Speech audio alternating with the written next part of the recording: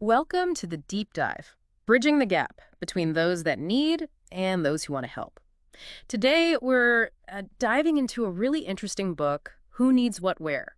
A Digital Missionary's Guide to Making the World a Better Place by Topher the Gopher. Yeah, this one, it really gets to the heart of something I think a lot of people feel. That desire to help when you see a need, but also that uncertainty about how to actually make a difference effectively. Exactly. The author calls it poverty's paradox. hmm And it's this disconnect, right, Mhm. between wanting to help and knowing how to help in a way that truly matters. It's a key idea for anyone listening who wants to, move past just feeling bad and actually do something useful. We've definitely all felt that. You see someone struggling, maybe on the street, or even a neighbor you know is having a hard time, and your first instinct is, well, it's to help. Right. But then the questions start, is this the right way? Will it actually help? Is my small contribution just, disappearing into a void? And what's great about this book, as you said, is that it doesn't just diagnose the problem. It actually proposes a potential solution. A system, really. Yeah, a structured approach, a Yeah. system for trying to connect the dots, connecting the people who want to give help with the people who have very specific needs. So our mission today in this deep dive is to really explore that proposed solution. How does this book suggest we can finally start answering that fundamental question? Who needs what where? We've got the book itself, some notes, even a business plan outline to guide us. It pushes us beyond just goodwill, doesn't it? It forces us to ask, okay, goodwill is essential, but what kind of structure, what kind of system do we need to make it effective? It's a question that really cuts across everything. It doesn't matter what your background is. Understanding how to meet community needs better is relevant to all of us. So yeah, let's get into it. Okay, so let's start where the book starts, just acknowledging that complexity, that basic human impulse to help. That compassionate response, it feels almost hardwired. It does. But that's where poverty's paradox immediately kicks in, like you said, that gap between the impulse and the effective action. It's the uncertainty that trips us up. Exactly. The lack of clear, reliable information, it makes people hesitate or maybe just give in ways that aren't targeted. And the book puts that central question right out there. Who needs what where? And answering that, it argues, takes more than just good intentions or having a bit of spare cash or time. Right. It needs, well, structure. It needs Mhm. a way to build trust, a way to make sure help aligns with actual needs. The author frames it almost as a responsibility that comes with the desire to help the responsibility to do it wisely. And the book argues pretty strongly that getting this right isn't just about making the giver feel good, right? A structured system actually benefits everyone. Oh, absolutely. I mean, Hmm. tackling community needs effectively, that's a universal goal. People want their communities to thrive. And if you have a system for aid that's transparent and reliable, well, that contributes directly to a healthier community fabric. How specifically? What are the mechanisms there? Well, think about donor confidence. People often hold back because they wonder, is my money actually doing anything? Or is it being used well? Sure, you hear that skepticism a lot. So the book suggests that a clearer system, maybe one where you can see more directly where your help went, builds that confidence. It encourages more people to get involved because they trust the process. That makes total sense. Trust is fundamental. And it amplifies the reward for the giver, too. Knowing you didn't just give generally, but you helped provide, say, winter boots for a specific child identified through the system, or contributed to fixing a specific safety issue. That's incredibly fulfilling. It's that feedback loop, isn't it? Knowing you made a tangible difference. Precisely. And then there's the community connection piece. Hmm. A good system doesn't just move resources, it builds bridges. It Right. connects those who have, those who need, and these key organizations for the local lighthouses, as the book calls them. Right, you mentioned those before. The existing charities and community groups. Exactly. The food banks, the shelters, the community centers. They're the established players, the anchors on the ground. This system is meant to support them, not replace them. And there was another angle too, something about stewardship. Yes. For some people, helping isn't just charity. It's seen as a deeper responsibility, maybe even a sacred calling, to use the resources they have effectively for the common good.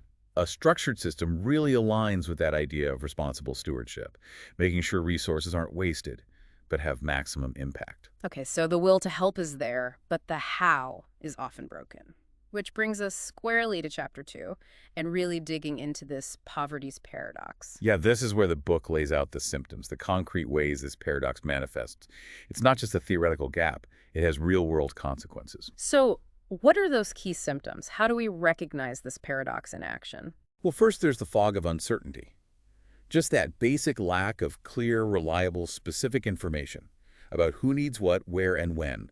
Without that clarity, people hesitate, or they give randomly, or they support things that might not be the highest priority need at that moment. I can definitely see that. You want to help, but you don't know the best way. Right.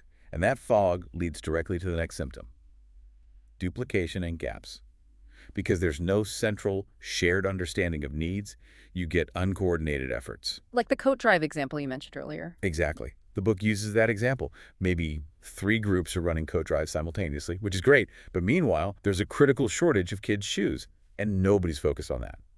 Resources get concentrated in one area while others are completely neglected. That's such a clear picture of inefficiency. Generosity gets misdirected. Then there's the timing mismatch. Formal aid systems often run on schedules, business hours, application deadlines that just don't sync up with the urgent, often unpredictable reality of human need.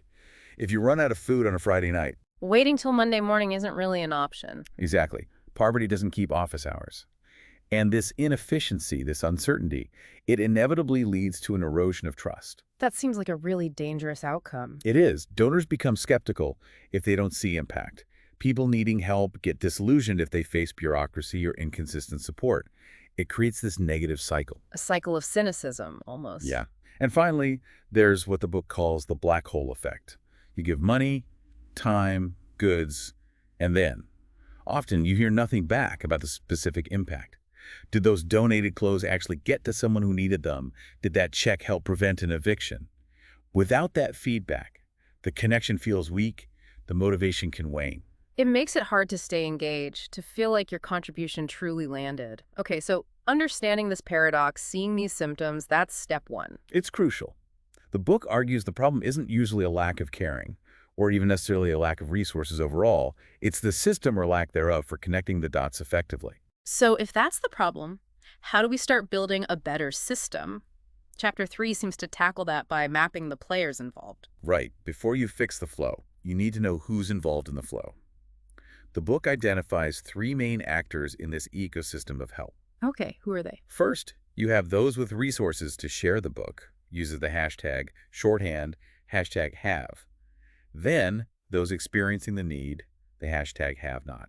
And crucially, in the middle, you have the intermediary organizations, the ones doing the direct service work, the local lighthouses. The charities, the nonprofits, the community groups we talked about, they're the bridge. It intended to be the bridge, yes.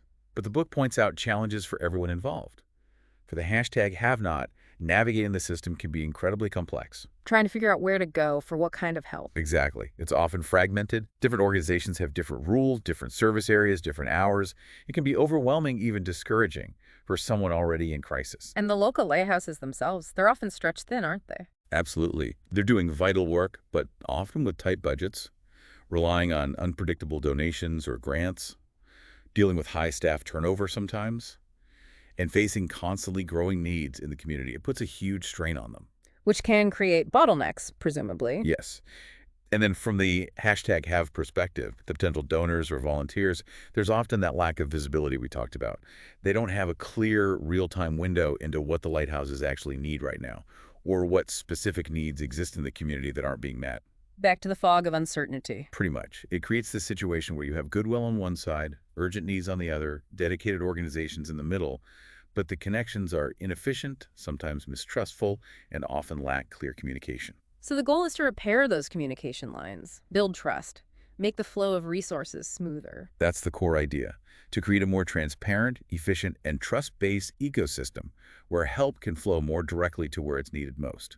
All right, so we've got the players mapped out. The next big piece is defining what exactly we're trying to address.